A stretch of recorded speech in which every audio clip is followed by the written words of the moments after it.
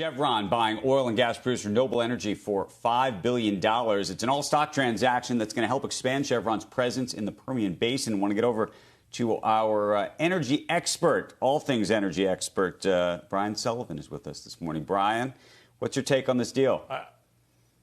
Well, thank you. I'll try to live up to that, Andrew. Appreciate that. Well, my first take is it's the first deal we've had since the pandemic. My second take is if you're a long-term Noble shareholder, you're probably not real thrilled. I'll get to that in a second. Okay, so the headline value, $5 billion. The total enterprise value, including debt, is about $13 billion.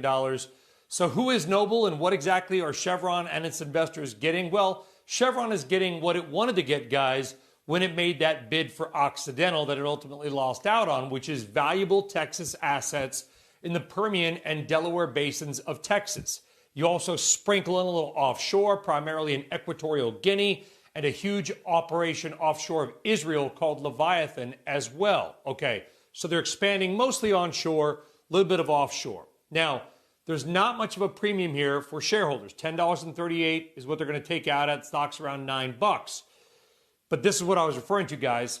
If you've been a long-term NBL shareholder, it's been a rough ride. The stock was an $80 stock pretty much 6 years ago today. Like many other oil and gas companies, it levered up on debt. The market punishes debt. They got about $9 billion. That's why that enterprise value is up about $13 billion on the total deal. So you can see they're paying whatever, $10. Now, the stock is basically where the takeout price is, Andrew, so I'm not sure the market is bidding in somebody else coming in. There will be cost cuts here, about $300 million in what they call synergies, as you know. So Chevron buying Noble. By the way, there's two Nobles. There's an NE, which is a European. That's not it.